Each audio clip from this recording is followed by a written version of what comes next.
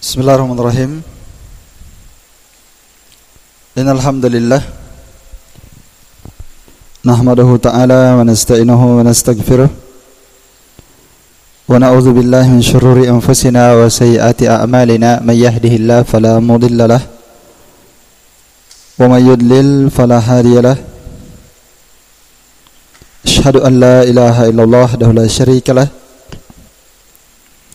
wa asyhadu anna Muhammadan abduhu wa rasuluh. Yaqulullahu jalla wa ala ya ayyuhalladzina amanu taqullaha haqqa tuqatih wa la tamutunna illa wa antum muslimun.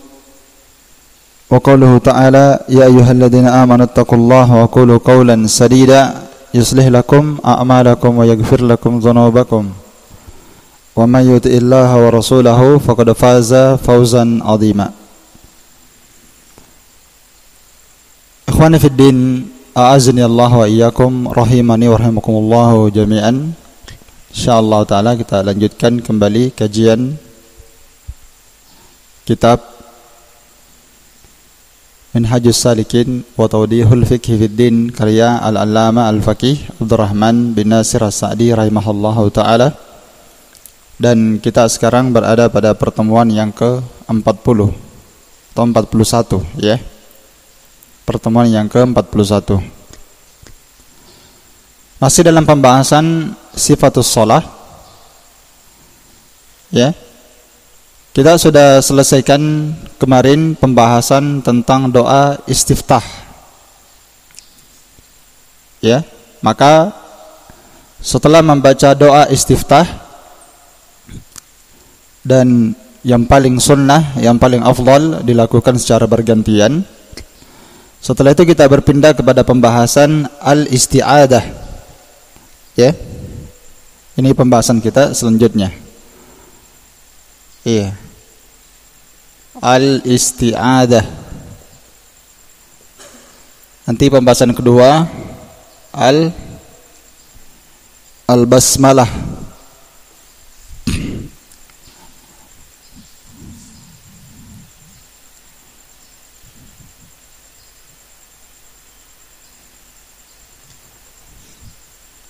Al-basmalah, kemudian pembahasan ketiga nanti al-qiraah. Taib, ini globalnya ya. Kata Sa'di rahimahullahu taala di kitabnya summa yata'awwadz. Kemudian dia setelah membaca doa istiftah, dia yata'awwadz yakni beristi'adah. Beristi'adah maksudnya membaca a'udzubillahi minasyaitonirrajim sebelum dia membaca bismillahirrahmanirrahim. Hukum beristi'adah sebelum membaca suratul Fatihah atau hukum beristi'adah sebelum membaca Al-Qur'an. Apa hukumnya membaca isti'adah sebelum membaca Al-Qur'an, baik di dalam salat maupun di luar salat? Tentang isti'adah ini kita katakan tidak ada keraguan bahwa membaca isti'adah sebelum membaca Al-Qur'an itu masyru', disyariatkan. Itu enggak ada perselisihan di situ. Disyariatkan berdasarkan firman Allah taala dalam surah An-Nahl ayat 98, "Fa idza qara'tal Qur'an fasta'id billah minasyaitonir rajim." Maka jika kalian membaca Al-Qur'an, ini ayat umum ya, baik di dalam salat maupun di luar salat. Maka jika kalian membaca Al-Qur'an, maka fasta'id billah, berlindunglah kalian kepada Allah minasyaitonir rajim, dari syaitan ar-rajim. Iya. Ini permasalahan kita yang pertama ya. Poin pertama tentang masalah isti'adah, kita katakan al-isti'adah masyru' inda qiraatil Qur'an. Itu masalah yang pertama. Disyariatkan ketika mau membaca Al-Qur'an fi shalah wa fi ghairi shalah wa fi kharijis shalah, di dalam salat maupun di luar salat. Ini masalah yang pertama. Poin permasalahan yang kedua dari pembahasan isti'adah ada siagul isti'adah, bentuk-bentuk isti'adah. Naam, para ulama menyebutkan siag isti'adah ada 3 bentuk, ya, ada 3 bentuk. Yang pertama membaca isti'adah yang paling ringkas, yaitu a'udzubillahi minasyaitonir rajim. Ini bacaan yang pertama berdasarkan ayat ini, fa idza qara'tal Qur'an fasta'idz billah minasyaitonir rajim. Maka pembahasan kita yang kedua adalah bentuk isti'adah.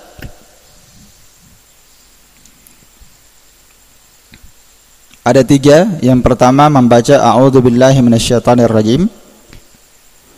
Bentuk yang kedua adalah a'udzubillahi as-sami'il alim minasyaitonir rajim. Itu bentuk yang kedua. Jadi pembahasan isti'adah di sini bercabang-cabang, ya. Ya.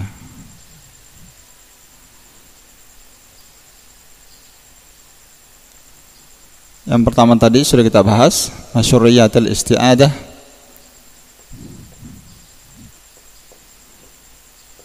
Inda qira'atil Qur'an. Fi shalah wa fi ghairi shalah. Yang kedua, siagul isti'adah. Bentuk isti'adah ada 3 tadi, ya dah? A'udzubillahi minasyaitonir rajim, 1. Yang kedua, a'udzubillahis samiil alim, ditambahkannya. Jadi tambahannya yang pertama cuma as-sami'al alim saja. A'udzubillahis samiil alim minasyaitonir rajim. Itu bacaan yang kedua. Bacaan yang ketiga yang lebih lengkap, a'udzubillahis samiil alim minasyaitonir rajim min hamzihi wa nafthihi wa nafthihi. Ya, lagi-lagi kita katakan tinggal dipilih saja yang paling afdal, yang paling lengkap, yang paling bawah. Cara yang ketiga, ya, itu yang paling lengkap. Naam.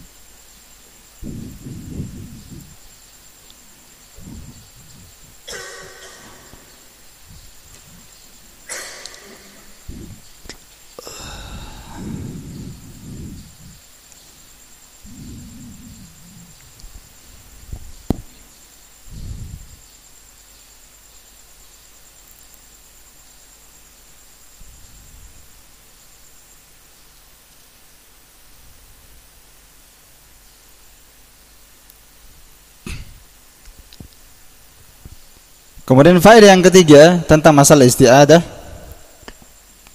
adalah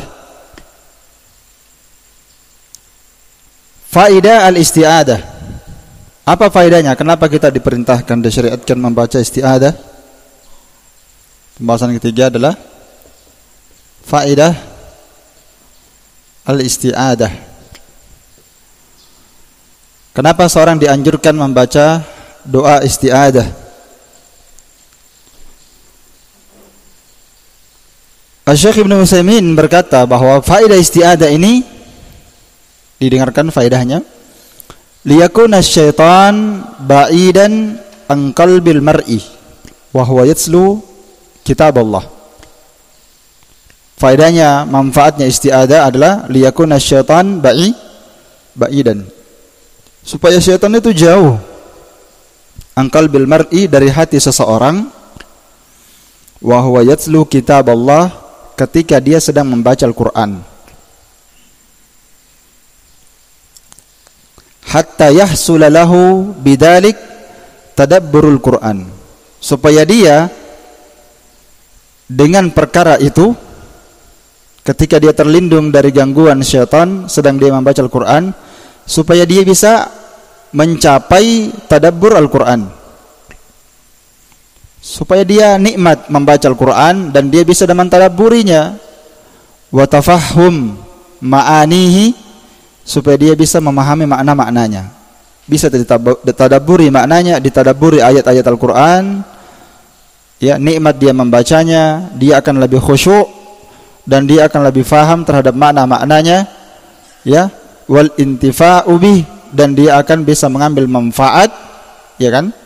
Dia bisa mengambil manfaat dengan bacaannya tersebut. Iya.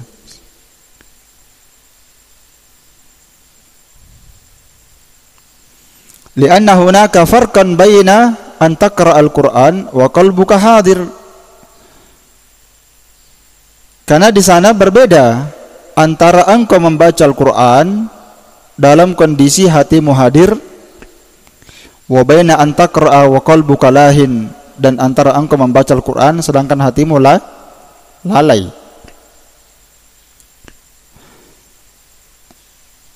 Beda tidak? Kalau kita baca Al-Quran, hati kita tenang, hati kita tentram, kita bisa mentadabburinya, memahami makna-maknanya, mengambil manfaat dengan bacaan Quran.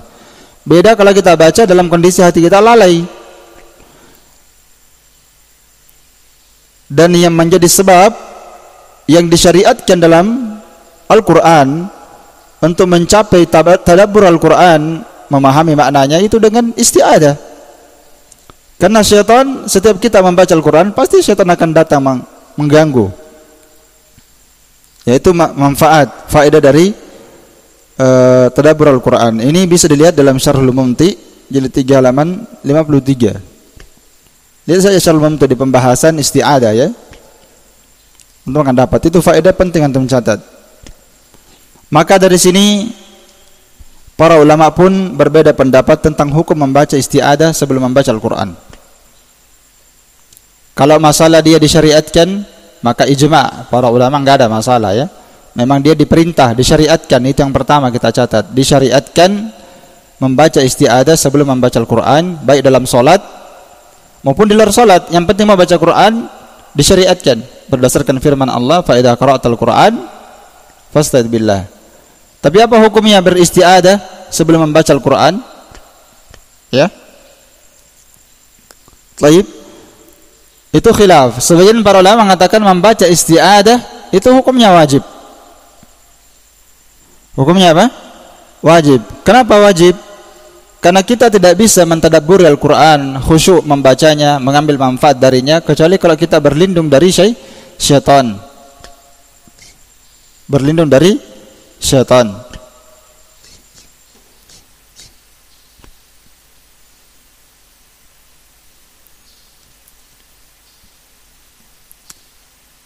Pendalilannya mengatakan wajib mana? Ya, lihat firman Allah Ta'ala tadi dalam surah An-Nahl itu, dalam surah An-Nahl ayat 98. Fa idza qara'ta al-Qur'an fasta'id. Lihat ini fasta'id, ya. Ini apa namanya? Fi'il amar, diperintah. Wal aslu fil awamir ya tufidul wujub. Atau alasannya para ulama yang mengatakan apa? Wajib. Maka beristi'adah, membaca a'udzubillahi minasyaitonir rajim sebelum membaca Al-Quran, itu hukumnya wajib. Itu hukumnya wajib. Pendalilannya yang pertama, karena Allah Ta'ala perintahkan beristi'adah dalam Al-Quran. Dan perintah itu dengan lafadz fil amr, asal hukumnya apa? Tufidul wujub. Iya. Alasan yang kedua, apa yang disebutkan seperti yang disebutkan oleh Syekh Utsaimin. Walaupun Syekh Utsaimin berpendapat, nanti ada saya nukil pendapat beliau, ada keluasan kalau beliau. Alasannya yang kedua, karena kita tidak bisa mentadabburi Al-Quran, tidak bisa kita memahami maknanya, kita akan diganggu oleh syaitan dalam kondisi kita sedang baca Al-Quran. Maka kita harus berlindung kepada Allah dari gangguan syaitan. Yang berpendapat wajib membaca isti'adah adalah Syekh Al-Albani rahimahullahu ta'ala. Tapi tidak di bukunya ini, di buku lainnya, ya, bukan di sini dia berpendapat wajib, tapi di kitab di bawahnya lagi ini namanya Talkhis Karena beliau punya kitab 3 ya. Asy-Syalbani itu punya kitab salat 3. Yang paling ringkasnya namanya Talkhis Sifatus Shalah. At-Talkhis Sifatus Shalah. Ini ringkasan dari kitabnya yang ini. Ya, ini kan ada kitabnya ini. Ini yang pertengahan ya. Yang sederhana ini. Talkhis Sifatus Shalah. Itu ringkas sekali. Kemudian kitab beliau yang kedua berjudul Sifatus Shalah. Sifatus Shalatin Nabi SAW minat takbir ila taslim ka'annaka taroha. Sifat salat Nabi dari takbir sampai salam ka'annaka taroha, seakan-akan engkau melihatnya. Itu kitab beliau yang kedua. Kitab beliau yang ketiga, dan ini yang paling meluasnya, judulnya Aslu Sifatis Shalah. Al-aslu sifatu, ya, aslu sifatis shalah, asal sifat salat. Dan itu kitabnya 2 jilid. Nah, di situ beliau paparkan semua khilaf para ulama. Paparkan khilaf para ulama tentang salat. Naam.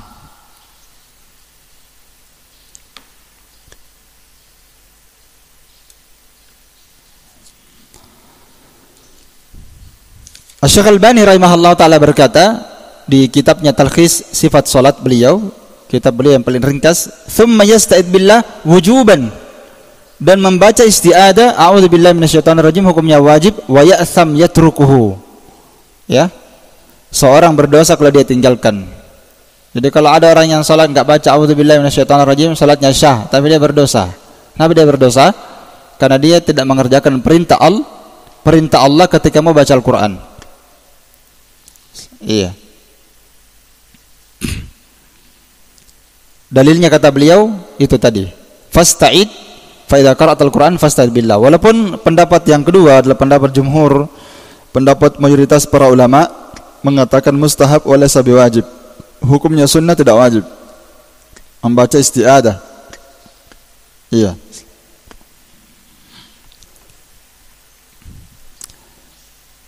Masalah yang keempat tentang hukmu qiraatil Quran, apa hukmu qiraatil isti'adzah? Hukmul isti'adzah fi kulli raka'ah. Ya.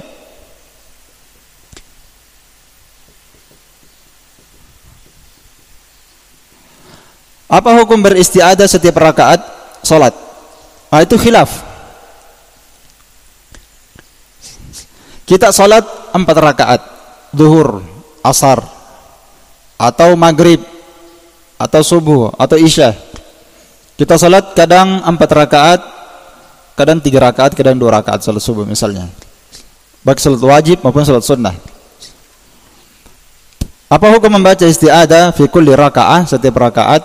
Itu terjadi apa? Terjadi khilaf. Sebagian mazhab ya, Syafi'iyah, dan ini juga mazhab Ibnu Hazm Al-Zahiri, dan ini yang dipegang oleh Asy-Syaikh Al-Albani rahimahullahu taala, disyariatkan dibaca setiap rakaat. Alasannya apa? Karena setiap rakaat itu berbeda. Setiap rakaat kan kita disuruh baca Quran, iya kan? Setiap rakaat baca lagi Al-Fatihah. Nanti rakaat kedua selesai, rakaat pertama berpindah ke rakaat kedua, kita disuruh kita baca lagi Al-Quran. Rakaat ketiga nanti baca lagi Al-Quran. Rakaat keempat baca lagi Al-Quran. Maka mazhab Syafi'iyah, Ibnu Hazm dan ini yang dikuatkan oleh Syekh Al-Albani rahimahullah, mereka berpendapat bahwa baca isti'adzah ini masyru' fi kulli rakaah, disyariatkan setiap rakaat. Ya. Adapun mazhab ba'dul ulama, sebagian ulama yang lain, yakfi fi raka'atil awal. Yakfi fi raka'atil awal. Cukup di rakaat pertama saja. Artinya apa? Kalau dia sudah membaca isti'adzah di rakaat pertama, maka itu sudah mencukupi rakaat kedua, ketiga dan keempat. Ini pendapat sebagian para ulama.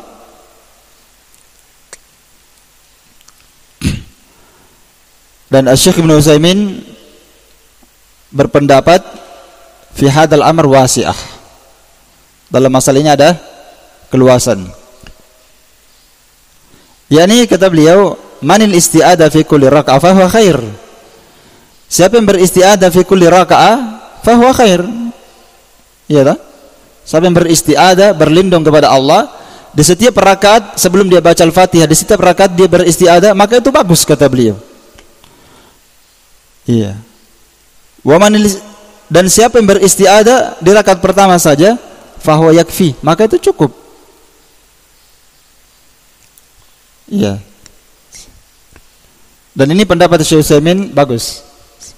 Walaupun kalau saya pribadi itu lebih memilih pendapat Syekh Al-Albani rahimahullah. Kenapa? Itu lebih menenangkan jiwa kalau kita baca Al-Quran setiap rakaat. Dan Ustadzuna Dzulkarnain memilih pendapat Syekh Al-Albani. Setiap rakaat lebih bagus dibaca isti'adah. Iya. Dan beliau juga sering menukil, walaupun tidak menyebutkan pendapat para ulama fulan dan fulan, tapi beliau menukil ada dua pendapat dalam masalah itu memang, dalam masalah isti'adah. Dan saya lihat beliau cenderung setiap rakaat ahsannya dibaca itu. Ahsannya dibaca. Dan benar ya, dibaca setiap rakaat itu enggak berat, enggak beban. Setiap mau baca a'udzubillahi minasyaitonirrajim itu enggak beban insyaallah. Dan itu tentunya lebih bagus karena kita bisa lebih khusyuk di dalam salat. Iya.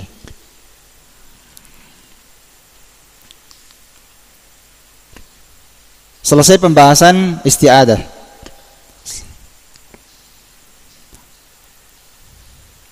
Kita berpindah ke pembahasan al-basmalah. Kemudian kata Sa'di rahimahullah, wa yubasmil, ya, wa yubasmil. Bedakan istilah para ulama dengan mengatakan yubasmil atau basmalah. Kalau basmalah itu sempurna membaca, ya, Bismillahirrahmanirrahim. Itu istilah dulu ya. Ya. Al-basmalah atau yubasmil. Ini lihat ya. Dengan at-tasmiyah.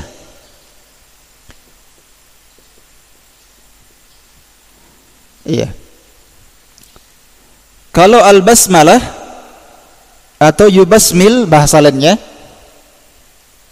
al-basmalah ya. Al-basmalah atau yubasmil ini sempurna membaca Bismillahirrahmanirrahim yang dimaksudkan dalam ilmu fikih. Kalau dikatakan at-tasmiyah maksudnya bismillah saja. Bisa dipaham ya? Kalau dikatakan at-tasmiyah, at-tasmiyah maksudnya apa? Bismillah. Jadi kalau bilang bismillah, bukan bismillah dia maksud, tapi sempurna Bismillahirrahmanirrahim. Iya. Jadi jangan disalahpahami. Ini istilah ya, istilah para ulama. Dan istilah ini ada dalam hadis.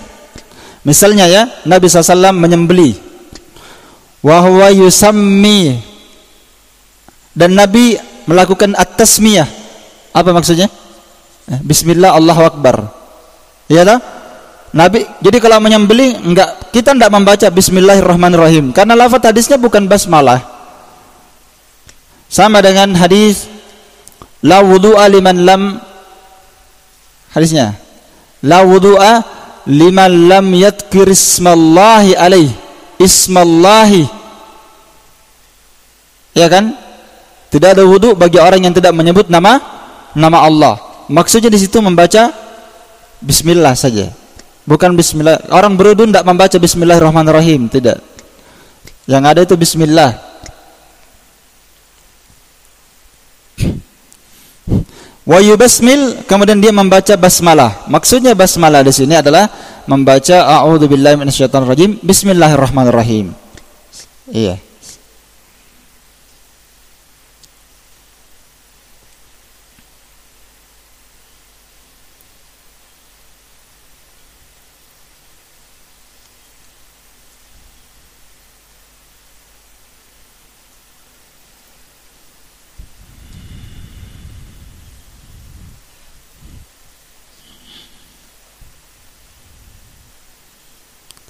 Tentang membaca Bismillahirrahmanirrahim ini, ya, di dalamnya ada sejumlah keterangan yang perlu kita dudukkan,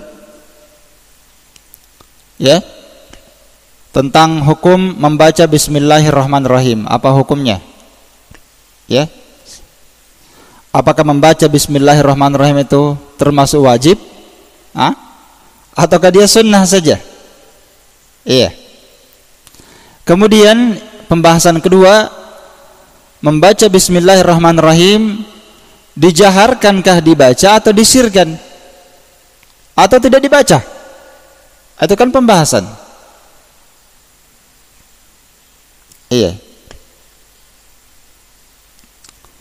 Pembahasan kita yang pertama, membaca Bismillahirrahmanirrahim ini, para ulama berselisih pendapat tentang hukumnya. Ya, tentang hukumnya. Dan pendapat yang paling kuat, membaca bismillah ini hukumnya sunnah, walaisa minal fatihah, dan dia tidak termasuk dari al-fatihah. Itu pendapat yang paling kuat. Itu pendapat yang paling apa? Yang paling kuat. Iya. Kalau kita berpendapat Bismillahirrahmanirrahim dia bukan dari surah Al-Fatihah, maka berarti dia tidak wajib dibaca. Difaham? Makanya kita katakan hukumnya sunnah. Ya, pendapat sebagian para ulama seperti mazhab Imam Syafi'i dan lain-lainnya mengatakan Bismillah ini wajib. Kalau dia wajib, maka antum wajib membaca Bismillah, kemudian membaca apa? Al-Fatihah. Wajib. Tapi yang benarnya hukumnya dia sunnah. Karena itulah yang tepat kita katakan Bismillah ini dia bukan bagian dari ayat surah Al-Fatihah, bukan. Dipaham ya? Dia bukan bagian dari apa? Surah Al-Fatihah. Karena itu kita katakan Bismillahirrahmanirrahim adalah ayatun mustaqillah, ayat yang berdiri sendiri, fi kulli suwar, pada setiap surah. Iya kan? Coba antum buka mushaf, dites. Buka mushaf mulai dari Al-Baqarah ya, Al-Baqarah, Al-Imran, kemudian surah apa? An-Nisa sampai An-Nas. Lihat itu Bismillahirrahmanirrahim. Dia ayat keberapa dia? Tidak ada itu. Nanti Alif Lam Mim ayat pertama. Dzalikal kitabul la raiba fi ayat kedua. Iya kan? Makanya kita katakan dia adalah ayatun mustaqillah, dan meletakkan bismillah di awal setiap surah itu ijma' para sahabat. Ijma', kecuali satu surah apa? Surah Bara'ah, dan itu juga ijma' para sahabat, tidak meletakkan bismillah di situ. Jadi itu bismillah bukan sembarang dibikin, bukan sembarang disimpan-simpan, tidak. Cuma kaum muslimin kalau dia baca Quran, kadang dia baca basmalah di tempat yang tidak ada basmalah.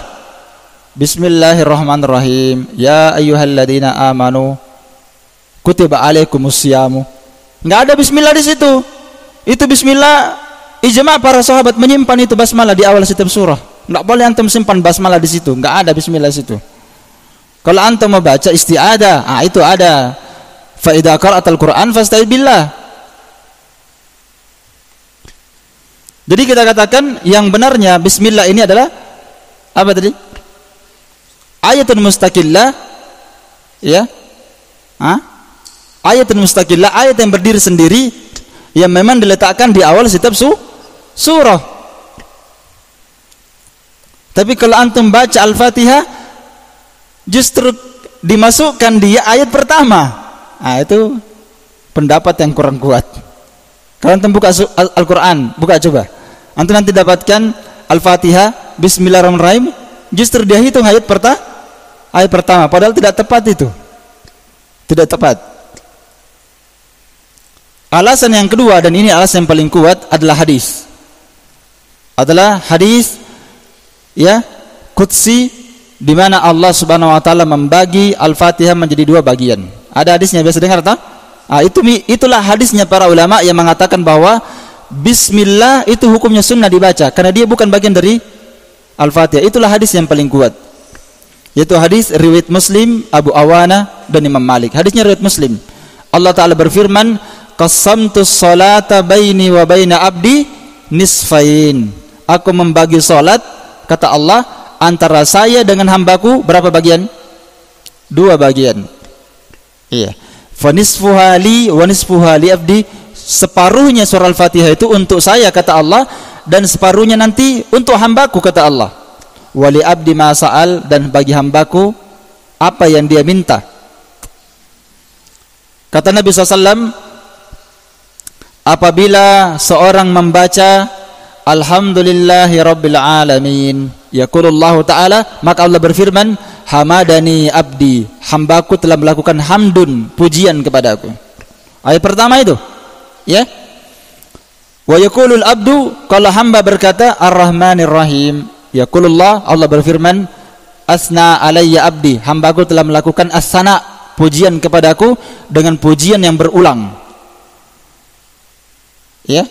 Wa yaqulul abdu, kalau hamba berkata maliki yaumiddin, Allah berfirman majjadani abdi, hambaku telah mengagungkan saya, memujiku dengan mengagungkan. Jadi kalimat hamdun, as-sana dan majdun itu semuanya adalah pujian kepada Allah, tapi maknanya berbeda. Kalau hamdun, pujian kepada Allah Ta'ala, mahabbatan wa ta'dhiman, pujian yang dibangun di atas kecintaan dan pengagungan kepadanya. Kan kadang orang dipuji saja, belum tentu kita mencintai dia. Ya kan? Iya, misalnya antum puji Usamah, dia jago. Itu namanya madah. Mujarrad, semata-mata pujian. Tidak ada kandungannya di dalam antum karena antum mengagungkan dan mencintai dia. Kalau antum puji sesuatu lalu antum karena mencintainya, mengagungkannya, itu namanya hamdun. Dan itu hanya untuk Allah Ta'ala saja, tidak ada yang lain. Kalau untuk yang lain jadi syirik nanti. Ini pujian hamdun namanya. Ada pujian as-sana, pujian yang berulang, Ar-Rahman dan Ar-Rahim. Malik Yaumiddin, pujian untuk Allah karena pengagungan pada hari kiamat. Ini untuk Allah, 3. Semuanya untuk siapa tadi? Untuk Allah Ta'ala. Pujian untuk Allah. Di pertengahannya, iyyaka na'budu wa iyyaka nasta'in. Ini doa. Ini antara Allah dengan hamba. Kata Allah Ta'ala ketika hamba membaca, kata Nabi, kalau hamba membaca iyyaka na'budu wa iyyaka nasta'in, fahada baini wa baina abdi. Ini antara saya dengan hambaku, kata Allah. Berarti ini pertengahan antara hamba, antara Allah dengan hambanya, yaitu al-ibadah. Makanya kita katakan tauhid al-uluhiyah, sudah. Ifradullah Ta'ala bi af'alil ibadi, mengesahkan Allah Ta'ala dengan perbuatan hamba. Ini pertengahan. Wali abdi masa'al, kata Allah, dan untuk hambaku apa yang dia minta. Apa yang dia minta? Nanti setelahnya. Apa setelahnya? Ihdinas siratal mustaqim. Ya kan? Ihdinas siratal mustaqim. Ini yang pertama untuk hamba, minta hidayah kepada jalan yang lurus. Siratal ladzina an'amta alaihim. Ini potongan yang kedua. Walaupun ayat ini bersambung, kata para ulama, tapi potongannya jadi 3 nanti. Karena di kalimat siratal ladzina an'amta alaihim ghairil maghdubi alaihim waladdallin, nanti jadi 2. Jadi ihdinas siratal mustaqim 1, siratal ladzina an'amta alaihim 2, ghairil maghdubi alaihim waladdallin 3. Jadi 3 untuk Allah, Alhamdulillah Rabbil Alamin, Ar-Rahmanir Rahim 2, Malik Yaumiddin 3 kan? Iyyaka na'budu wa iyyaka nasta'in, pertengahan antara Allah dengan hamba. Kemudian 3 juga untuk hamba. Apa 3 untuk hamba? Ihdinas siratal mustaqim. Kemudian siratal ladzina an'amta alaihim, yaitu jalannya orang yang telah Engkau beri nikmat atas mereka. Yang ketiga, ghairil maghdubi alaihim waladdallin, bukan jalannya orang yang Engkau murkai dan orang yang tersesat. Baik. Fahaula'i li abdi, kata Allah, maka 3 ini untuk hambaku, wali abdi masa'al, dan untuk hambaku apa yang dia minta. Maka ini jelas, ya. Ini jelas bahwa membaca bismillah hukumnya apa? Sunnah, tidak wajib. Kalau seandainya wajib, maka dia akan dimasukkan dalam suratul Fatihah. Sebagaimana kata Allah, qasamtus salata, Ya, ini lafaz awalnya ya. Qasamtu as-salata. Yang diinginkan dengan as-salata di sini adalah apa? Al-Fatihah. Karena Al-Fatihah itu namanya banyak. Dikatakan dia alhamdu. Kenapa alhamdu? Karena dari awal alhamdulillahirabbil alamin. Dikatakan juga dia as-sab'ul mathani, 7 surah yang berulang. Yang disebutkan dalam Al-Qur'an, ma anzalallahu azza wa jalla fit Taurah wala fil Injil mislu ummul Qur'an. Itu nama lainnya. Tidak pernah kata Nabi SAW Allah menurunkan dalam kitab Taurat, tidak pula dalam kitab Injil yang mislu ummul Qur'an, yang semisal dengan ummul Qur'an. Itu nama surah Al-Fatihah, dikatakan ummul Qur'an. Wahiyya as-sab'ul mathani, nama lainnya kata Nabi dia adalah as-sab'ul mathani, 7 surah yang mathani. Ya, 7 surah al-mathani. Iya, dan itu tentang surah al-mathani ini, 7 surah al-mathani yang Allah Ta'ala maksudkan. Yang dimaksudkan dalam Al-Qur'an adalah walaqad atainaka sab'an minal mathani wal Qur'anal azim. Dan sungguh kami telah memberikan kepada engkau ya Rasulullah sab'an minal mathani, 7 dari al-mathani. Itulah as-sab'ul mathani. Jadi yang dimaksudkan dalam ayat ini adalah apa? Al-Fatihah, 7 surah, apa 7 ayat. Ya, 7 ayat. Jadi kalau kita hitung 7 ayat Al-Fatihah, dikatakan oleh Allah sab'ul mathani, 7 ayat. Mana ayatnya? Alhamdulillahirabbil alamin, ayat pertama. Berdasarkan ini kan, karena Allah membagi 2 itu apa? Al-Fatihah, Allah membagi 2. Ternyata yang paling pertama yang Allah sebutkan alhamdulillahirabbil alamin, bukan bismillah. Bukan apa? Bukan bismillah. Kalau dia bagian dari Al-Fatihah, ya harusnya disebutkan. Iya kan? Harus disebut. Ya, kalau dia bukan bagian dari surah Al-Fatihah dan itu yang lebih kuat, maka secara otomatis membaca bismillah tidak wajib. Kenapa? Karena dia bukan bagian dari suratul Fatihah. Kenapa ini harus kita dudukkan? Karena Nabi bersabda la salata liman lam yaqra bi Fatihatil kitab. Tidak sah salat orang yang tidak membaca Al-Fatihah. Kalau misalnya bismillah bagian dari suratul Fatihah, maka tidak sah salatnya antum kalau tidak baca bismillah. Iya tidak? Iya kan? Kan Nabi berkata tidak sah salat kalau tidak baca Al-Fatihah. Kalau bismillah bagian dari Al-Fatihah, maka kalau antum tidak baca bismillah, enggak sah salatnya antum. Enggak sah. Kenapa? Karena antum tidak baca Al-Fatihah. Sementara bismillah bagian dari Al-Fatihah. Padahal pendapat yang lebih kuat kita katakan apa? Basmalah itu bukan bagian dari Al-Fatihah. Itu basmalah didudukkan dulu masalahnya dia. Jadi kita katakan basmalah ini adalah ayatul mustaqillah, ayat yang berdiri sendiri fi kulli suwar, pada setiap surah. Kemudian yang kedua, bismillah ini bukan bagian dari suratul Fatihah. Ya, berdasarkan hadis riwayat Muslim. Allah Ta'ala membagi salat, maksudnya membagi surah Al-Fatihah menjadi nisfain, kata Allah, menjadi 2 bagian. Dan Allah mulai dari alhamdulillahirabbil alamin. Dan ini Al-Fatihah dikatakan dalam Al-Qur'an dan juga dalam hadis sab'ul mathani. Nama lainnya ya, 7 ayat Al-Mathani.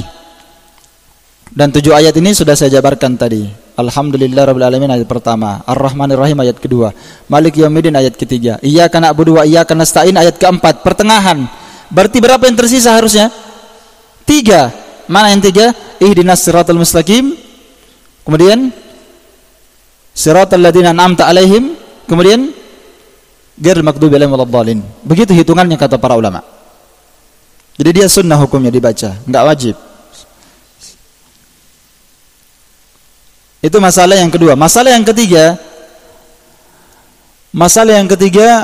membaca basmalah ini dijaharkan atau disirkan. Kita katakan membaca bismillahirrahmanirrahim di dalam salat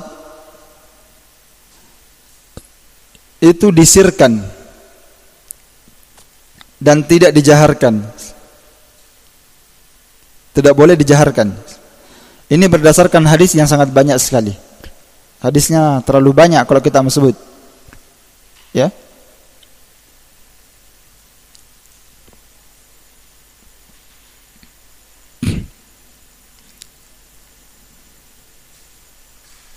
Di antaranya adalah hadis Anas bin Malik Di antaranya adalah hadis Anas bin Malik riwayat Al-Bukhari, kata Anas, anna Nabi sallallahu wa Abu Bakar wa Umar kanu yaftatihuna as-salata bilhamdillahi rabbil alamin. Kata Anas, Nabi sallallahu, Abu Bakar dan Umar, mereka semua membuka salatnya dengan membaca alhamdulillahi rabbil alamin. Beliau tidak menyebutkan apa? Bismillah. Ini dalil menunjukkan bahwa Anas tidak mendengarkan mereka menjaharkan begitu. Bukan maknanya tidak membaca basmalah. Kenapa? Karena nanti di akhirnya akan saya sebutkan hadisnya.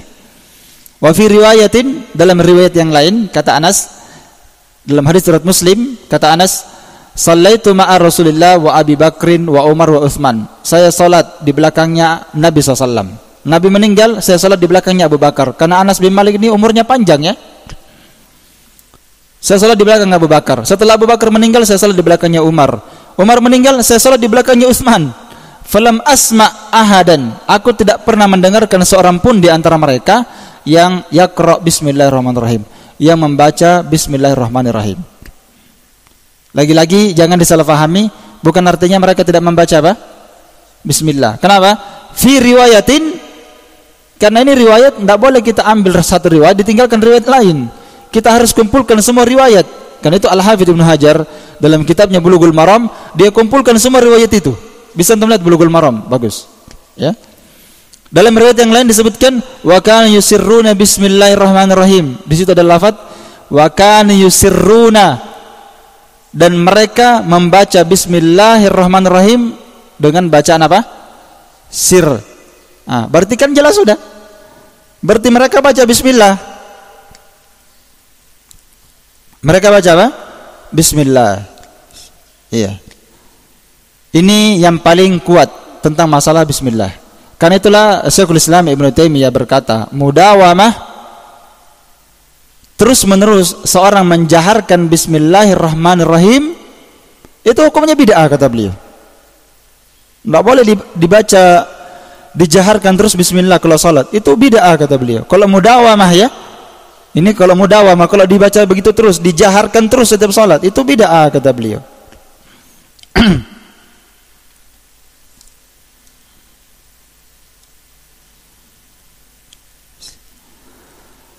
Namun apakah boleh seorang membaca bismillah dijaharkan sekali-kali? Jawabannya bisa. Ya. Dan ini difatwakan oleh Imam Ahmad, difatwakan oleh Syekhul Islam Ibnu Taimiyah. Ya. Iya. Dan sejumlah ulama yang lainnya. Ini di kondisi keadaan tertentu. Boleh dia menjaharkannya di kondisi keadaan tertentu. Seperti kalau dia bersama dengan kaum muslimin yang masih jahil di kampung-kampung, sedangkan mereka berpendapat wajib baca bismillah, harus dijaharkan. Maka kalau dia jadi imam, daripada menimbulkan fitnah, maka dia jaharkan bismillah dalam rangka, kata para ulama, ijtima'ul kalimah, menyatukan kalimat mereka dan memahamkan mereka sunnah. Maka tidak apa-apa dijaharkan sekali-kali di sana. Karena itu yang diterima sama akalnya, haditsun nas bima ya'rifun. Ajari manusia sesuai yang ditangkap oleh akal mereka. Jangan kita tidak boleh dijaharkan. Tidak, para ulama memberikan fatwa boleh seperti itu. Ya. Kalau mereka berpendapat wajib, kita jaharkan basmalah di sana. Dan ini tidak dilakukan terus-menerus sambil mengajari mereka. Iya. Jadi menjaharkan basmalah tidak bisa kita pukul rata. Tidak menjaharkan basmalah, tidak boleh kita pukul rata, bid'ah, tidak. Dipaham ya? Tidak boleh dipukul rata. Taib. Karena itu berpendapat dhahaba jama'atun minas sahabah. Saya baca di sini ya. Bal dhahaba ilaihi, jadi ia mengatakan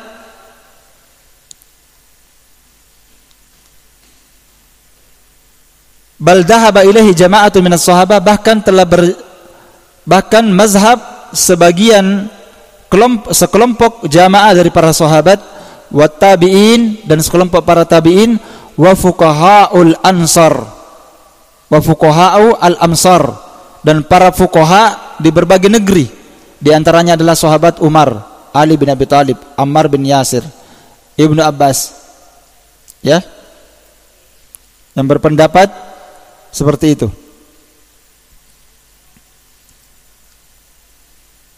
Amma Ibnu Mas'ud kan yusirruna bihi wa qala al-Hasan wa Ibnu Sirin. Ini masalah ini ada memang khilaf ya. Kalau Ibnu Mas'ud beliau itu membaca Al-Qur'an, dia sirkan bacaan bismillahnya. Sama dengan Al-Hasan Al-Basri, Ibnu Sirin.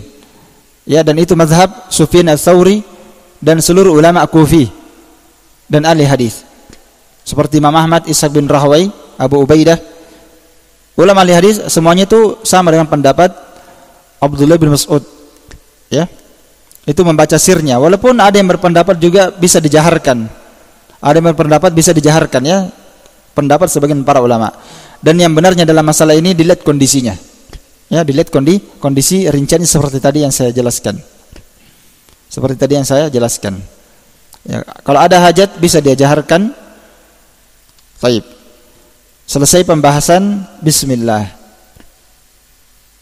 Kita masuk pembahasan al-qiraah.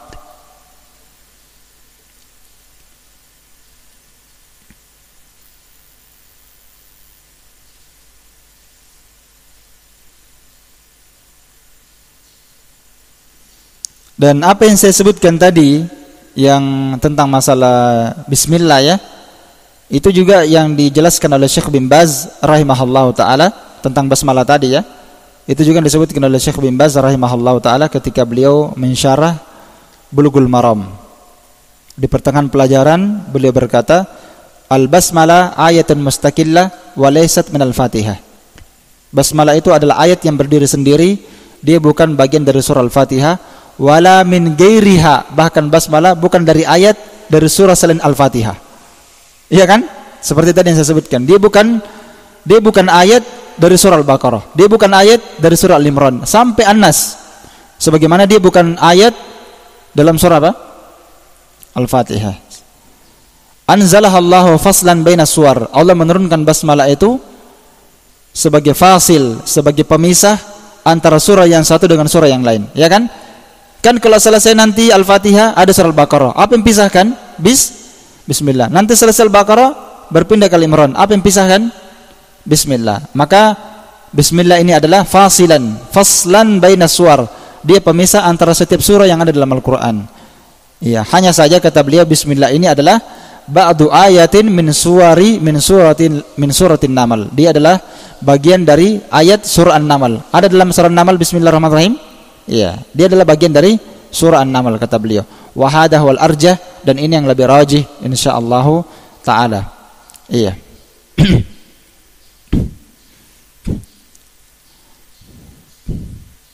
Dan kata beliau ayat yang ketujuh dari surah Al-Fatihah indal muhaqqiqin, ayat yang ketujuh dari surah Al-Fatihah indal muhaqqiqin ghairil maghdubi alaihim waladdallin. Karena dalam Al-Qur'an kan bersambung toh? Bersambung. Siratal ladzina an'amta alaihim bersambung ghairil maghdubi alaihim. Kata Syekh bin Baz, pendapat al-muhaqqiqin dari kalangan para ulama, ayat yang ketujuh itu adalah ghairil maghdubi alaihim waladdallin. Seperti yang saya sebutkan tadi. Iya. Kita berpindah ke pembahasan al-qiraah. Kata Sa'di rahimahullah ta'ala, wa yaqra'ul Fatihah, dia membaca Al-Fatihah. Dia membaca apa? Al-Fatihah.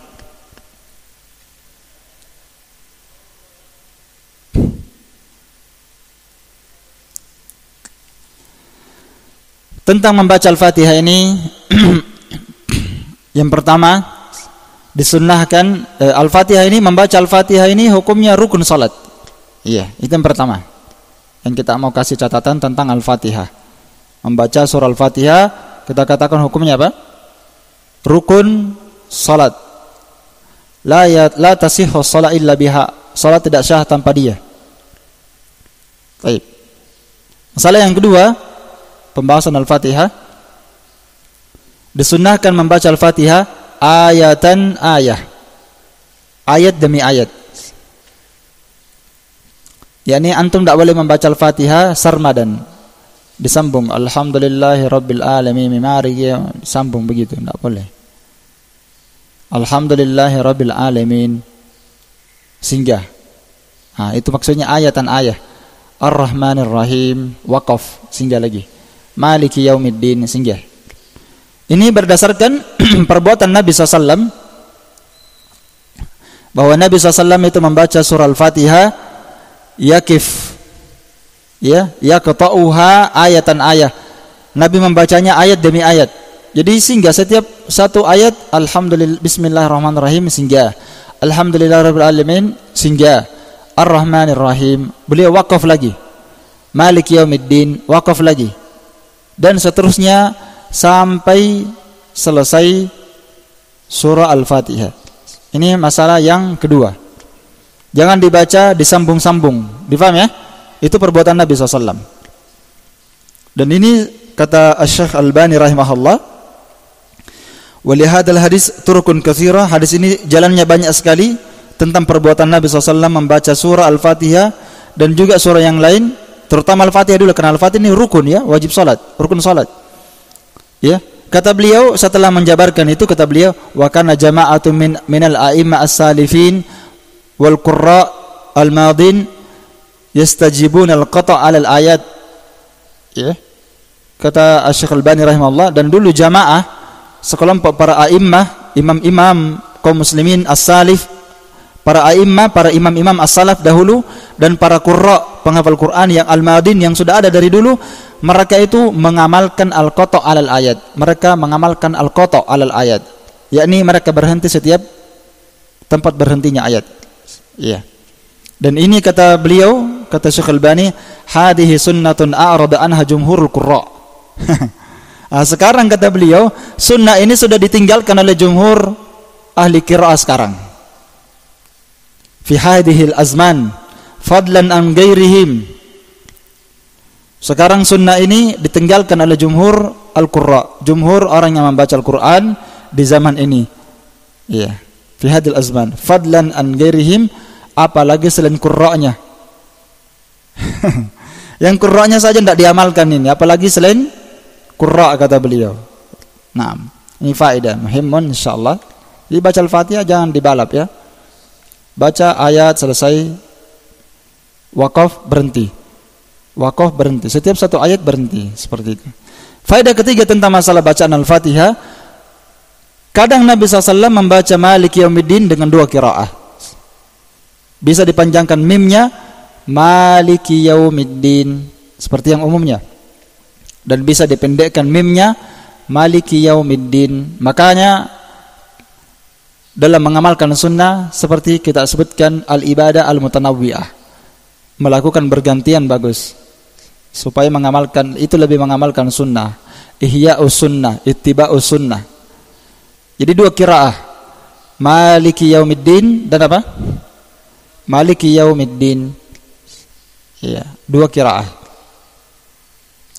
Pembahasan yang ketiga, keempat, tentang bacaan Al-Fatihah, tentang hukum membaca surah Al-Fatihah dalam salat. Nah, ini sekarang yang kita mau dudukkan pembahasannya. Sebentar ya. Iya. Hukum membaca apa? Surah Al-Fatihah dalam salat. Antum kasih catatan. Yang pertama, ijma' Imam 4 dan seluruh pengikutnya wajib membaca surah Al-Fatihah. Ini yang ijma' dulu kita nukil, baru yang diperselisihkan. Ijma' imam yang 4 dan seluruh pengikutnya, ini tidak ada perselisih di sini, akan wajibnya membaca surah Al-Fatihah lil imam wal munfarid, bagi imam dan orang yang salat sendiri. Enggak ada khilaf. Bagi siapa? Lil imam wal munfarid, bagi imam dan orang yang salat sendiri. Ini wajib membaca surah Al-Fatihah. Was-salatu la tasihhu biduniha, dan salatnya tidak sah tanpa membaca Al-Fatihah, bagi imam dan orang yang salat sendiri.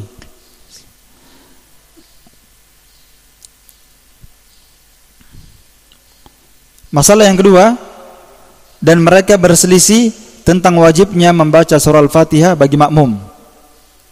Karena orang yang salat tiga, imam, salat sendiri, makmum. Kalau dia salat sebagai imam dan salat sendiri, ijma' para ulama wajib baca Al-Fatihah, tidak sah kalau tidak baca. Yang kedua ini, mereka para ulama berselisih tentang wajibnya membaca surah Al-Fatihah bagi siapa? Bagi makmum. Rinciannya mereka terbagi dua. Para ulama terbagi dua pendapat. Ikhtalafu fi wujubi qiraatil Fatihah 'alal ma'mum.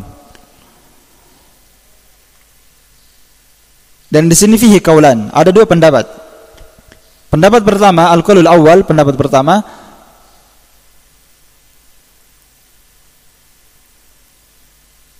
madhab asy-Syafi'i wa ahlul hadis, kal Bukhari wa ghairi, ya. Madhab Imam Syafi'i dan madhab sekelompok ulama ahli hadis seperti Imam Al-Bukhari dan selainnya. Mereka berpendapat membaca Al-Fatihah bagi makmum, ini bagi makmum dimasalahkan di sini, ya. Membaca Al-Fatihah bagi makmum itu hukumnya wajib fi salati sirriyah wal jahriyah. Al-Fatihah tajibu al-ma'mum fi salati sirriyah wal jahriyah. Membaca Al-Fatihah bagi makmum hukumnya wajib dalam salat sirriyah. Apa itu salat sirriyah? Zuhur dan asar. Dikatakan salat sirriyah karena bacaannya tidak dijaharkan, bacaannya disirkan, dipelankan. Dan ini wajib dibaca dalam salat jahriyah. Dikatakan jahriyah karena bacaannya dijaharkan dalam salat maghrib, isya dan subuh. Jadi pendapat yang pertama ini wajib baca Al-Fatihah bagi makmum dalam salat sirriyah maupun jahriyah. Kata mereka ma'al imkan. Ma'al imkan, ditambahkan ma'al imkan. Jika memungkinkan baginya dia baca Al-Fatihah. Kan nanti ada kesempatan dia tidak sempat. Kalau dia masuk pas imamnya langsung mau ruku, kan dia tidak bisa baca Al-Fatihah. Baru dia baca Bismillahirrahmanirrahim, Alhamdulillahirabbil alamin, Allahu Akbar, takbir imamnya. Kan dia tidak imkan namanya. Jadi antum catat saja, ya. Saya kasih catatan tentang masalah ini. Kata mereka, jadi wajib baca Al-Fatihah menurut ulama ahli hadis, Imam Syafi'i, Imam Al-Bukhari, wajib baca Al-Fatihah. Ya, wajib baca Al-Fatihah dalam salat sirri dan jahriyah ma'al imkan, jika memungkinkan bagi dia membacanya. Kemudian kata mereka, diperkecualikan wajibnya membaca surah Al-Fatihah, diperkecualikan kewajiban membaca surah Al-Fatihah, maksudnya gugur membaca surah Al-Fatihah, kata mereka pada dua kondisi keadaan. Iya. Gugur kewajiban membaca surah Al-Fatihah pada dua kondisi keadaan. Kondisi pertama, apabila makmum mendapati imamnya sudah ruku. Kondisi pertama, apabila makmum terlambat mendapati imamnya sudah apa? Sudah ruku. Maka yang seperti ini, makmum wajib mengikuti imam langsung ruku. Maka seperti ini makmum wajib mengikuti imam langsung ruku, dia tidak baca Al-Fatihah, ya kan? Tidak boleh, karena itu namanya menyelisihi imam. Jadi dia takbir Allahu Akbar kondisi berdiri, kemudian takbir lagi untuk ruku. Takbir yang pertama hukumnya wajib, takbiratul ihram, sedangkan takbir yang kedua hukumnya sunnah, takbir untuk mengikuti imam ruku.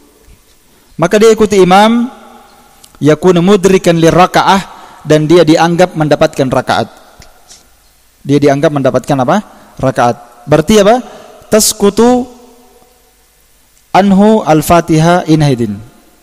Maka gugurlah Al-Fatihah dari dia hina idin, ketika itu. Karena dia tidak sempat membaca Al-Fatihah dan dia mendapati imamnya apa? Ruku. Ini kondisi pertama. Kondisi kedua, gugur Al-Fatihah di sini menurut pendapat yang mengatakan wajib baca Al-Fatihah, ya. Menurut pendapat yang mengatakan wajib baca Al-Fatihah, tempat yang kedua, lau adrakal imam wa lam yatamakkan min ikmalil Fatihah. Ini yang kedua. Lau adrakal imam, kalau dia menjumpai imam, dia dapat imam sebenarnya, tapi dia lam yatamakkan. Inilah dikatakan tadi ma'alimkan, ya. Makanya di sini yang kedua, lam yatamakkan. Dia tidak memungkinkan bagi dia untuk menyempurnakan Al-Fatihahnya. Ini kondisi orang yang kedua, tasqutu anhu al-Fatihah, gugur baginya al-Fatihah. Yaitu seorang yang dapati imam sebelum ruku dia dapati, tapi tidak memungkinkan baginya untuk menyempurnakan al-Fatihahnya. Kondisinya mungkin cuma dua. Yang pertama, ini kondisi orang yang tidak bisa selesaikan al-Fatihahnya, mungkin dia agak terlambat masuk, sedangkan imam sudah membaca, sudah hampir ruku. Pas dia masuk, kalau tadi yang pertama kan dia langsung sudah dapati imam ruku kan? Ini yang pertama. Ini yang kedua, ini dia terlambat masuk, baru dia baca al-Fatihah sedikit, kemudian imamnya apa? Ruku. Ini kondisi yang pertama mungkin yang diinginkan di sini. Kondisi yang kedua, memang imamnya terlalu cepat. Iya, memang imamnya terlalu cepat ya. Jadi dia sebenarnya dari awal masuk sholat, tapi mungkin dia agak menghayal.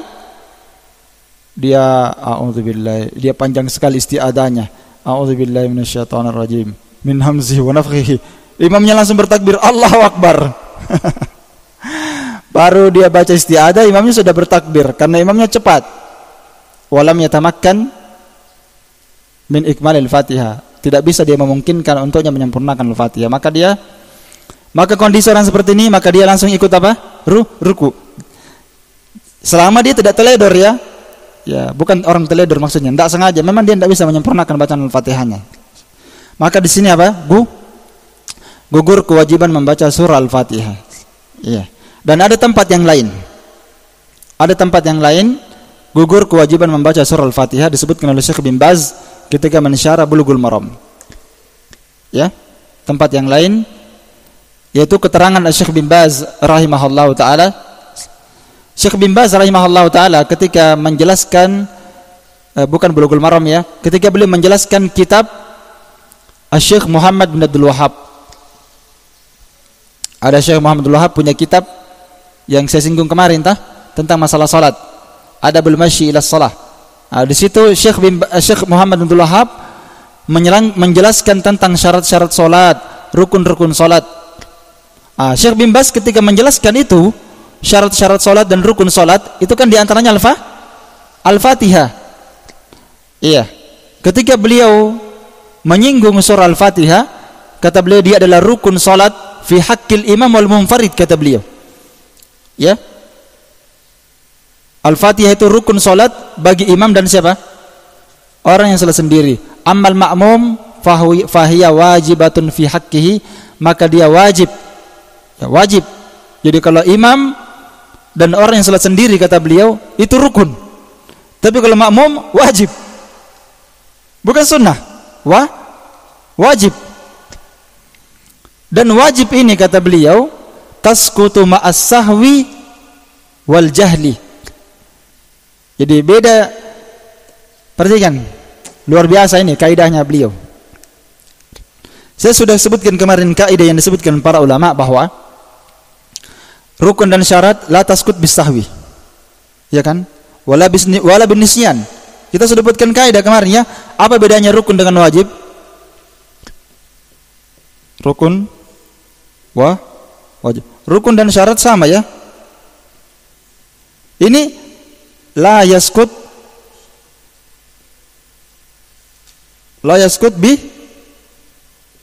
binisyan. Tidak bisa gugur ini rukun dan syarat kalau orang apa? Lupa. Antum salat, lupa baca Al-Fatihah, antum ingat di rakaat keempat, gugur tidak itu? Tidak gugur. Wajib antum tambah satu rakaat, setelah itu antum sudah sahwi, nggak gugur. Tapi kalau wajib gugur. Kalau dia lupa, cukup ditambal dengan apa? Sujud sahwi. Makanya Nabi ketika lupa tasyahud awal Nabi SAW, dan tasyahud awal ini hukumnya apa? Wajib salat, bukan rukun, bukan syarat, bukan sunnah, tapi wajib dalam salat. Nabi SAW di akhir salat beliau sujud sahwi sebelum salam, karena dia mengurangi salat. Kan kalau tidak tasyahud awal berarti dia mengurangi salat, dan kaidahnya mengurangi salat yang lebih afdal itu sujud sahwinya sebelum salam. Dipaham ya? Dan Nabi tidak menambah. Jadi wajib ini gugur kalau dia apa? Lupa. Makanya Syekh bin Baz dari kehebatan beliau berkata, membaca Al-Fatihah rukun kalau dia imam dan salat sendiri, rukun. Kalau dia makmum wajib, kata beliau. Difahami nih? Kalau dia wajib, maka gugur ketika dia tidak baca Al-Fatihah. Itu kata beliau di kitabnya ini. Dan beliau menambah, kalau tadi kita tadi menyebutkan dua, gugur membaca Al-Fatihah pada dua kondisi. Yang pertama ketika dia masbuk mendapati imam ruku, satu. Yang kedua ketika dia mendapati imam walam yatamakkan min ikmalil Fatihah, dan tidak memungkinkan bagi dia menyelesaikan Al-Fatihahnya. Maka dia ikut ruku. Kenapa dia harus ikut ruku? Karena Nabi bersabda, "Innama ju'ilal imam liyutamma bi fa idza raka'a farka'u." Imam dijadikan untuk diikuti, ya, fa idza raka'a fa idza kabbara fakabbiru. Kalau dia bertakbir, takbirlah kalian. Wa idza raka'a farka'u. Dan ini sudah saya bahas ini kalimat. Ini kalimat banyak orang yang melanggar ini kalimat. Karena Nabi berkata fa idza raka'a farka'u. Kalau imamnya ruku, maka Nabi katakan farka'u. Fa-nya ini litta'kib wa tertib.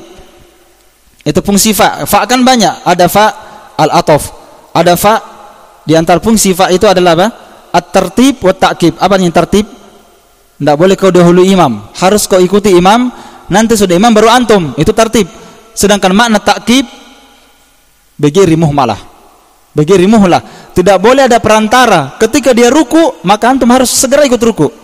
Nabi tidak berkata fa idza raka'a, kalau imamnya ruku balap Al-Fatihahnya antum. Enggak ada.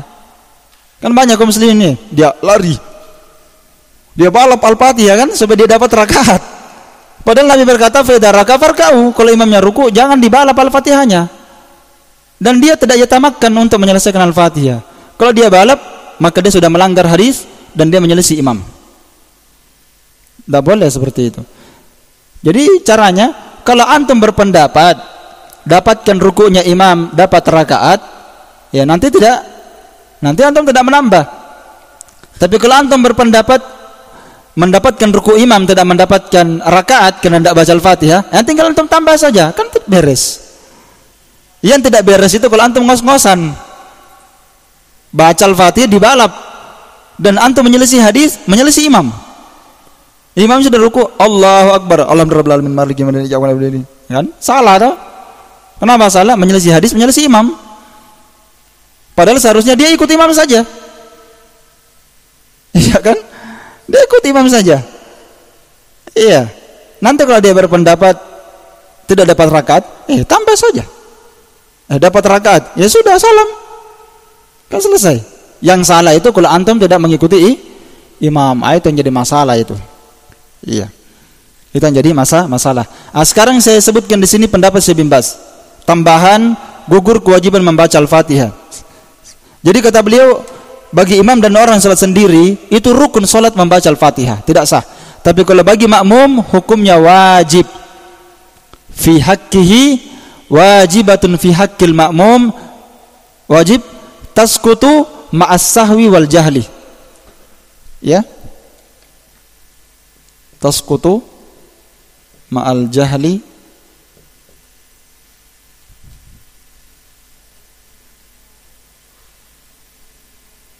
ma'as sahwi wal jahli, ya. Tasqutu ma'as sahwi wal jahli. Gugur kewajiban membaca Al-Fatihah jika seorang makmum itu lupa. Kan bisa saja antum lupa, ya tidak?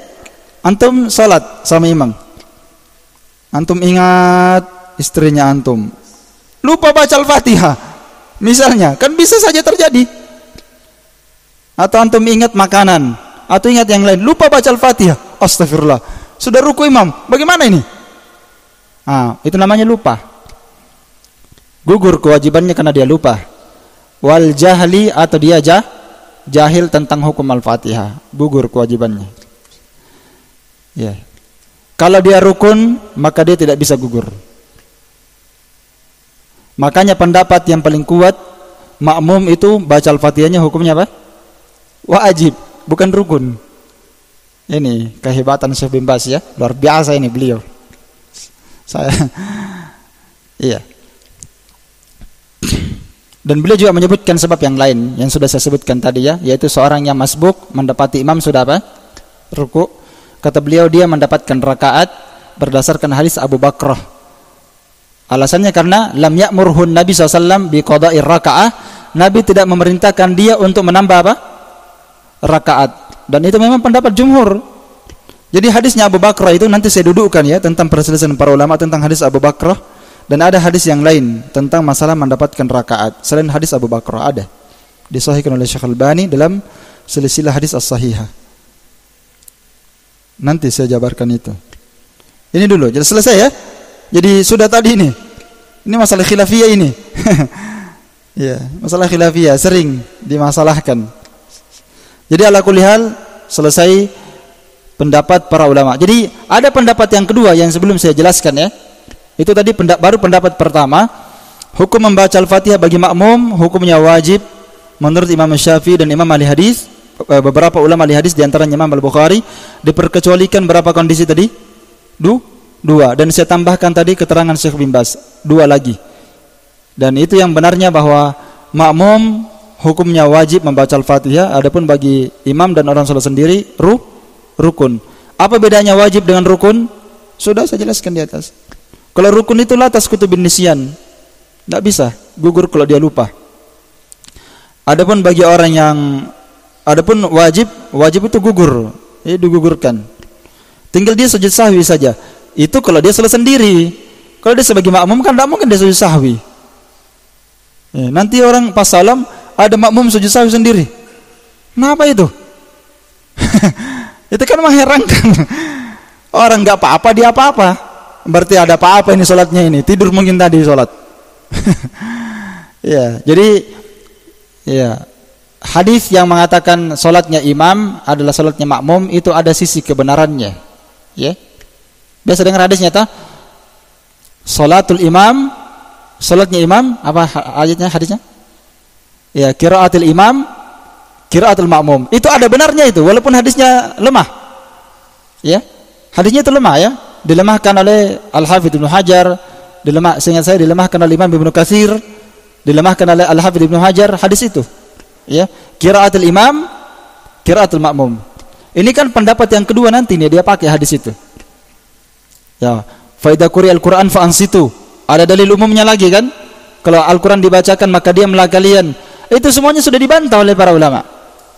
Ya, fa ansitu, diamlah kalian, maksudnya diam kalian ya selain surah Al-Fatihah. Karena dalilnya Al-Fatihah itu jelas.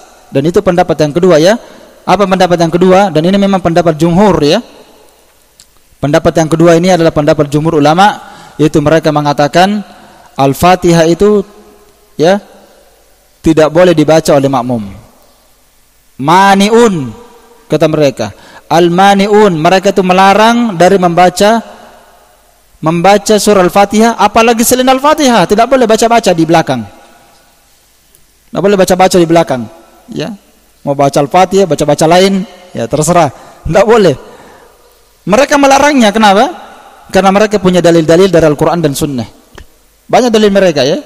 Di antaranya adalah hadis Nabi SAW riwayat Muslim. Hadisnya sahih. Hadis riwayat Muslim, Nabi SAW bersabda, wa idza qara'a fa ansitu. Dan jika imamnya membaca maka diamlah kalian. Dan itu ada dalam Al-Quran ya.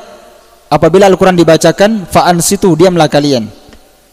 Disuruh mendengar, mentadabburi. Dalil lain, man kana lahu imam fa qira'atuhu qira'atan lahu.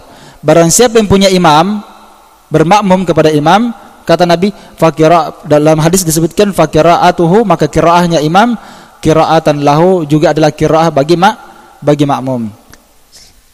Dan masih ada pendapat yang lainnya, dalil-dalil yang lainnya, alasan lainnya. Dan memang banyak ada sahabat yang berpendapat tidak membaca Al-Fatihah, dinukil. Jadi memang para sahabat juga berselisih tentang baca Al-Fatihah ini.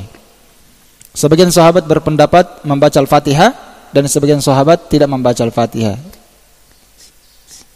Khusus di salat jahri, khusus di salat jahriyah saja. Ini yang mengatakan tidak, menurut pendapat jumhur tadi, tidak boleh membaca Al-Fatihah di belakang imam, itu dalam salat jahriyah, bukan dalam salat sirriyah, dipahami ya?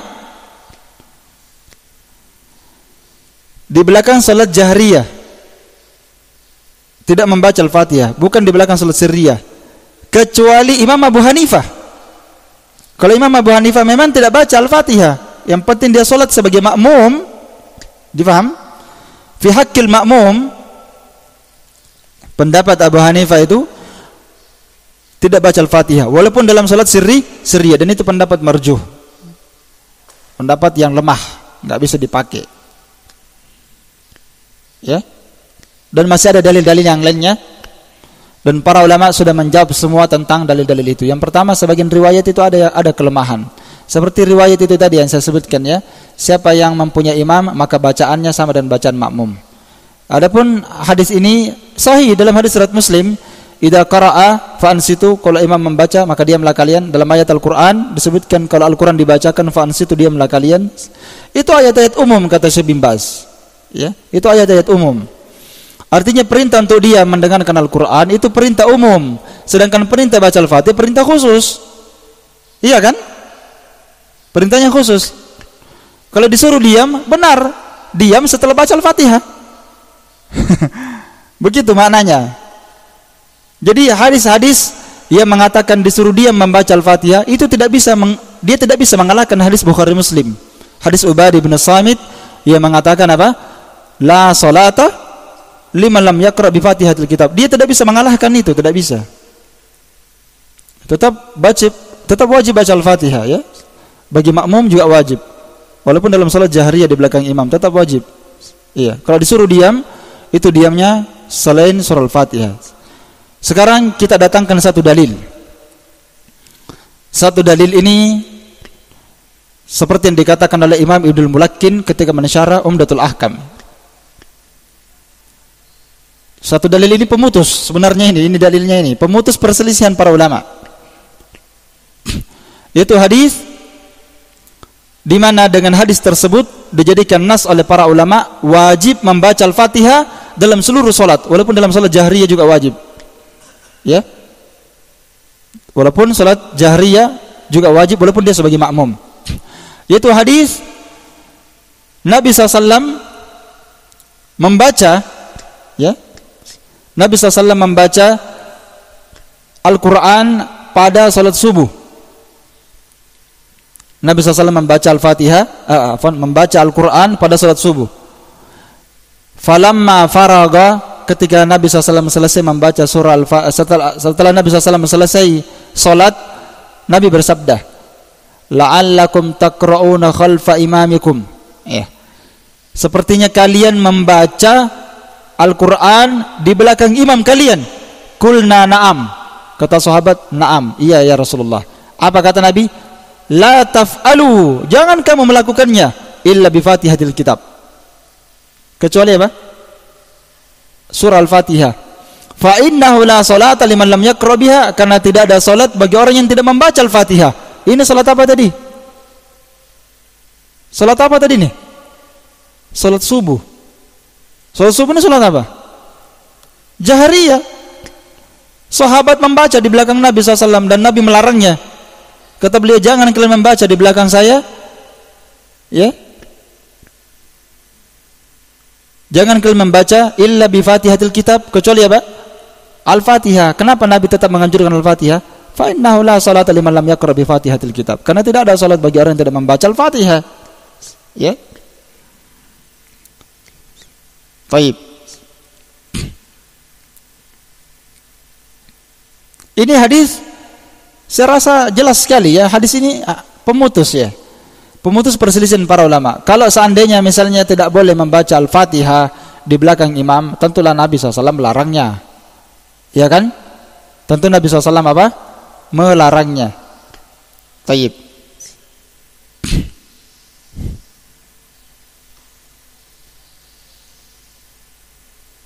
Iya. Dan ini datang dalam beberapa riwayat ya. Datang dalam beberapa riwayat. Taib. Itu tadi riwayat Abu Daud, hadisnya ya. Riwayat Abu Daud. Itu tadi Nabi melarang ya membaca pada salat jahriyah. Nabi SAW melarangnya kecuali membaca surah Al-Fatihah. Itu diterangkan dalam hadis riwayat Abu Daud dalam bab min tarki al-qira'ah min salati fi salati bi Fatihatil Kitab. Juga diriwayatkan oleh Imam Tirmidzi dan Imam Ibnu Hibban. Dan Al-Hafidz Ibnu Hajar dalam At-Talkhis Al-Khabir beliau berkata, wa sahhahahu Abu Daud wa Daruqutni wa Tirmidzi. Hadis ini disahihkan oleh Abu Daud, Ad-Daruqutni dan Imam Tirmidzi serta Ibnu Hibban wal Hakim wal Baihaqi. Ya, sejumlah para ulama mensahihkan hadis ini. Artinya apa? Kalau hadis ini sahih, enggak ada sudah keraguan wajibnya membaca apa? Al-Fatihah di belakang imam, walaupun dalam salat apa? Jahriyah. Iya. Walaupun dalam salat jahriyah. Dan semisal hadis ini banyak ya. Semisal hadis ini banyak. Ada, bukan banyak ya, ada semisal hadis ini. Kemudian permasalahan Al-Fatihah yang lain. Permasalahan Al-Fatihah yang lain ya. Tambahan. Mendapati imam dalam kondisi ruku. Jadi makmum mendapati imam dalam kondisi ruku, itu dianggap mudrikan lirakaah, dianggap mendapatkan satu rakaat, dianggap mendapatkan rakaat. Ini berdasarkan hadis Abu Bakrah. Ya. Berdasarkan hadis apa? Abu Bakrah. Iya.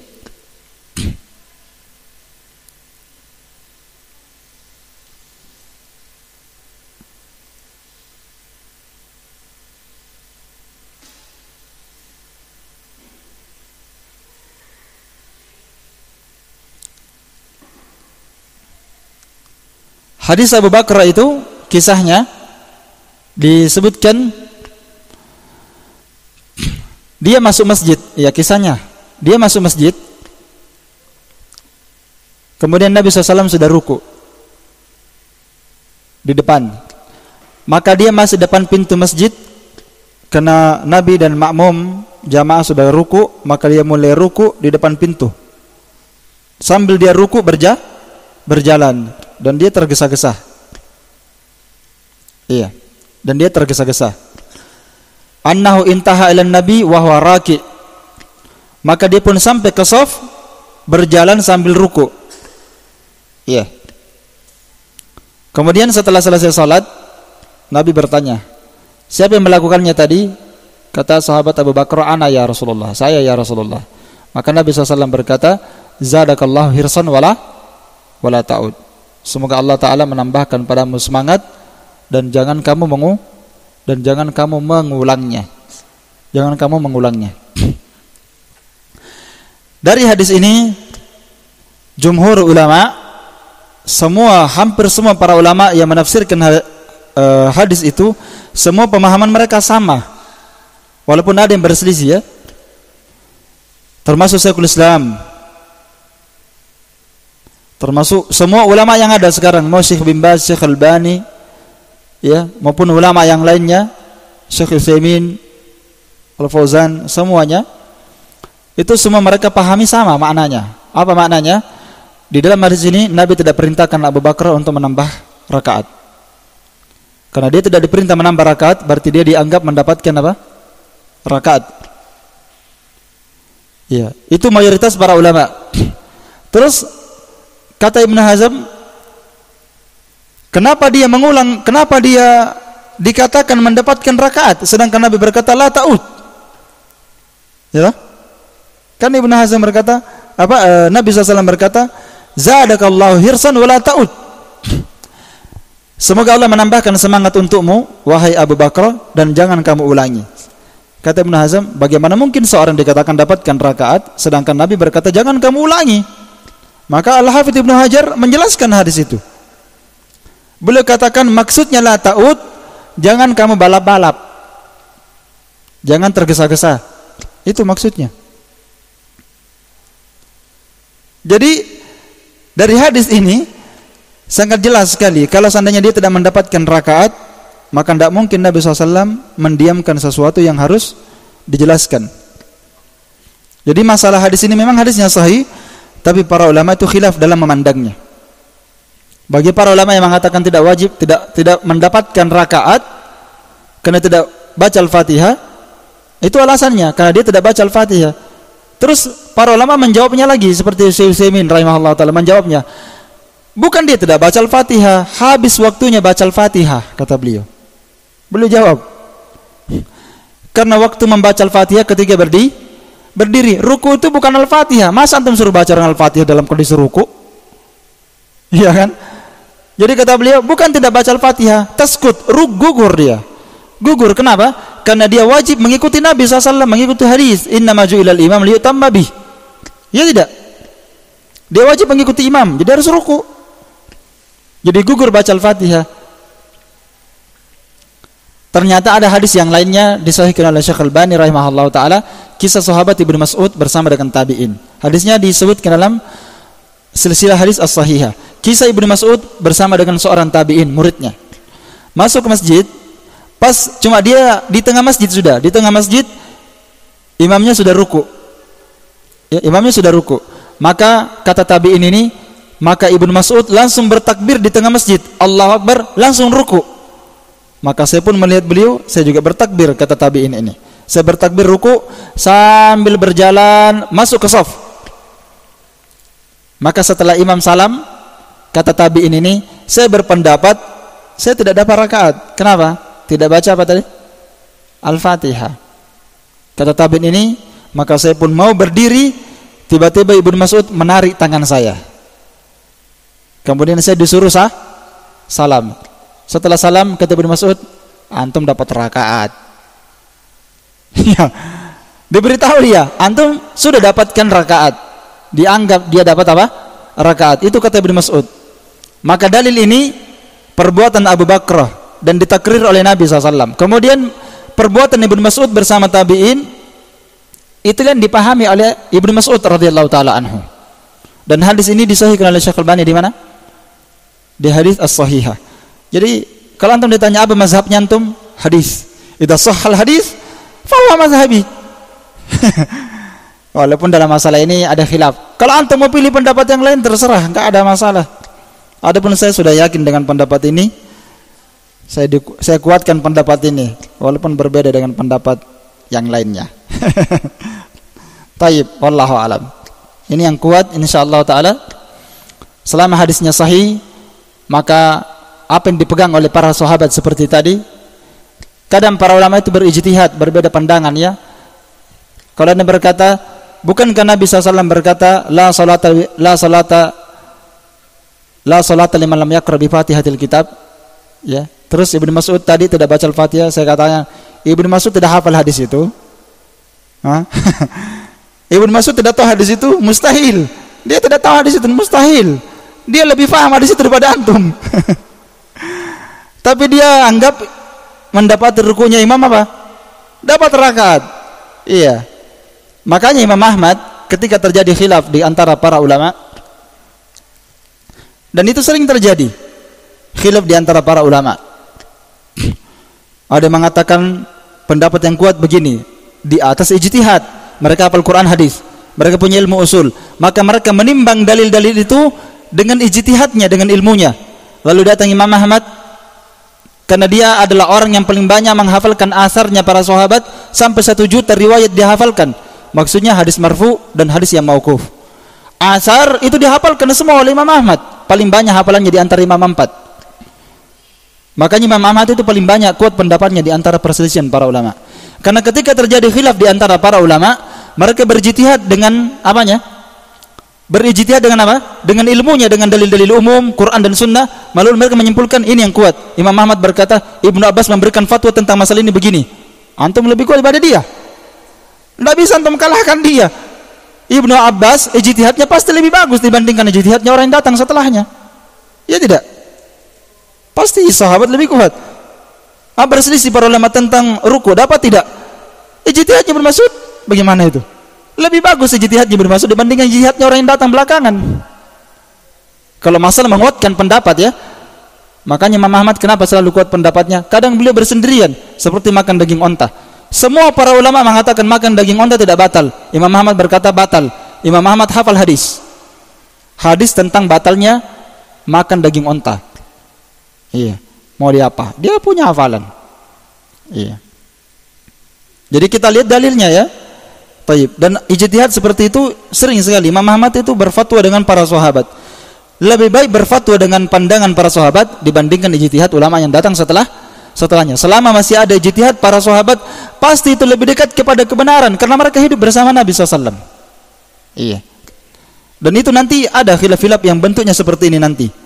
Ya, di pembahasan masalah jenazah nanti akan ada ya, tentang masalah angkat tangan itu khilafnya lebar di situ. Angkat tangan itu tidak. Nah, itu kembali lagi kepada hadis-hadis dan ijtihadnya para sahabat. Wallahu a'lam bishawab. Naktafi bihadzal qadar. Subhanakallahumma wa bihamdik asyhadu an la ilaha illa anta astaghfiruka wa atubu ilaik. Walhamdulillahirabbil alamin.